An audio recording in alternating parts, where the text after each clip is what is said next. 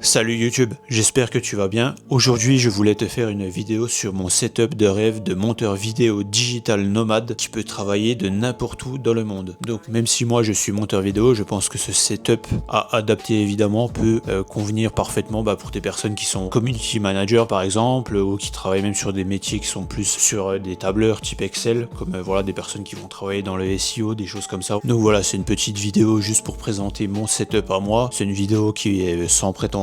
Ok, donc je passe en mode record d'écran pour vous montrer mon setup de rêve de nomade digital. Donc on va commencer simplement forcément par le plus important qui est l'ordinateur, c'est logique. Donc dans le choix que j'ai eu à faire d'ordinateur portable, parce qu'en fait moi avant de faire ce projet de nomade digital, j'avais une tour, donc forcément pas pratique du tout pour voyager. Donc une tour que j'avais acheté 1 an plus tôt pensant que j'allais pas bouger de sitôt, et au final je me suis trompé complètement. Une fois qu'on commence à faire des revenus en ligne et qu'on aime voyager, on a vite envie de bouger. Donc j'ai dû choisir un ordinateur portable, et j'ai dû choisir surtout un ordinateur portable qui était plus que convenable pour faire du montage vidéo. Et dans mon choix, j'avais quand même dû prévoir de faire éventuellement un peu de motion design, même si quand je suis parti, j'avais pas forcément de clients qui me demandaient de faire du motion design. Je me suis dit, si je reste 3 mois, il est possible qu'entre temps, il y ait quand même des gens qui viennent et qui me demandent de faire du motion design. Donc je voulais quand même avoir quelque chose d'assez puissant pour pouvoir gérer tout ça. Et donc moi j'avais un budget, je voulais pas forcément dépasser les 1700, 1800 euros. Surtout que des fois mettre plus d'argent, c'est pas forcément gage d'avoir plus de puissance.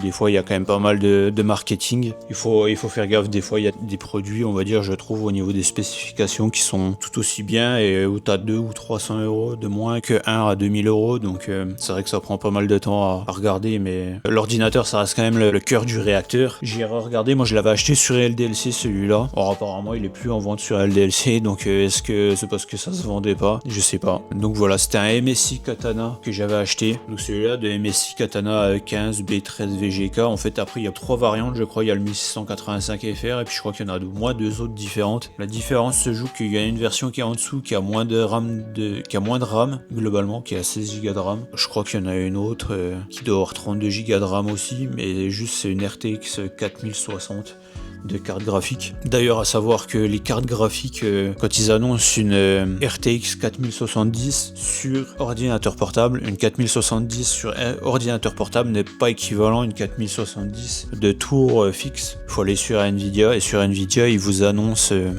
il vous montre l'équivalence. Donc j'ai essayé de retrouver le tableau dont je parlais. Je l'avais vu à l'époque où je cherchais du coup mon ordinateur portable. Là du coup je le retrouve plus du tout. C'était un tableau, mais je crois que c'était sur le site Nvidia où il montrait en gros voilà, si t'achètes une 4070 sur ordinateur portable, c'est équivalent à quoi en termes de carte graphique d'ordinateur fixe. Donc un peu chiant. Donc pourquoi j'avais choisi celui-là aussi en particulier d'ordinateur portable par rapport à d'autres. Donc déjà c'était la carte graphique, c'était une 4070, donc ce qui est plutôt pas mal, 8 Go de mémoire vidéo, ce qui est bien, mais ce qui est quand même assez vite limité dès qu'on veut faire des trucs assez poussés en termes de motion design, en montage vidéo. Le mieux c'est d'avoir des cartes graphiques qui montent à 12 ou 16 Go de RAM vidéo. Le problème c'est que sur les ordinateurs portables, trouver des cartes graphiques qui montent à 12 ou 16 Go, c'est assez rare, et souvent ça chiffre très vite en termes de prix. Ça monte très vite à 2005, 3000 euros dans mes souvenirs, donc pour moi c'était même pas la peine. J'avais pas envie de mettre autant d'argent. Et ce qui comptait aussi c'était pour moi le TGP, donc Total Graphic Power, qui est de 105 watts. Et en fait je me suis renseigné, ça c'est quelque chose qui joue sur les capacités, voilà, pour la carte graphique de travailler correctement, d'afficher correctement ce que vous faites à l'écran en termes de montage vidéo.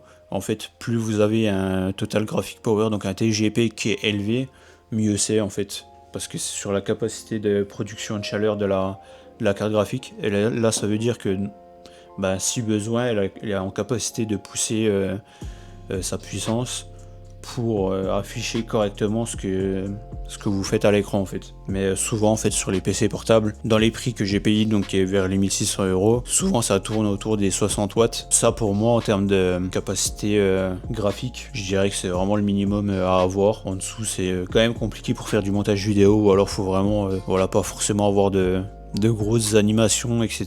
Ensuite, bon bah il y avait 32 Go de RAM. Pareil pour moi, c'est vraiment le minimum. Du 16 Go, ça devient assez compliqué de faire du montage vidéo. Et pareil, je pense que si t'es graphiste, des choses comme ça, c'est quand même le minimum à avoir. En dessous, ça risque, je pense, d'être peut-être un peu compliqué. Encore que peut-être du graphisme 16 Go ça suffit, et je pense que c'est plus vraiment sur la carte graphique qu'il faut jouer. Et voilà, après processeur, Intel Core i7. J'ai regardé après des sites qui notaient un peu les processeurs. Celui-là n'est pas forcément exceptionnel. Il a une note qui tourne autour des 7 sur 10. Donc clairement il y a mieux, mais pour le prix que c'est, ça fait le travail. Après, à savoir que voilà, si vous voulez optimiser sur Windows pour la puissance générale de votre PC, qui est le maximum voilà, de ressources allouées quand vous allez utiliser votre logiciel de montage vidéo, le mieux c'est de désinstaller pas mal de trucs qui vous installent de base, qui sont des petites applications qui se lancent automatiquement quand vous allumez votre ordi, donc vaut mieux supprimer tout ce que vous n'avez pas besoin. Il y a plein de trucs qui sont installés qui servent littéralement à rien, que vous ouvrirez jamais de votre vie, qui utilisent de la puissance pour rien, donc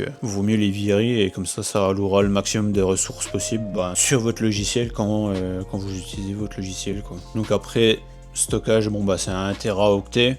SSD, forcément, on n'est plus en 2015, les trucs mécaniques ça se fait plus trop. Donc le seul petit problème, c'est que l'écran est quand même assez petit, c'est du 15,6 pouces, donc c'est pas le plus petit, mais c'est quasiment le plus petit. Donc même si vous faites pas du montage vidéo, ça devient, je pense, très vite restrictif d'avoir que cette taille d'écran là. Et pour du montage vidéo, bah clairement c'est l'enfer, donc vaut mieux forcément avoir un deuxième écran. Et donc c'est pour ça que moi je m'en suis acheté un pour être tranquille. Donc je vous mettrai des petites images d'illustration pour vous montrer un peu le setup que j'ai avec une fois qu'il y a le deuxième écran d'installer. Et donc moi j'avais acheté comme deuxième écran ce Acer LED, donc qui est dans les premiers prix, un petit, un 15,6 pouces aussi, mais qui au final fait très bien le boulot.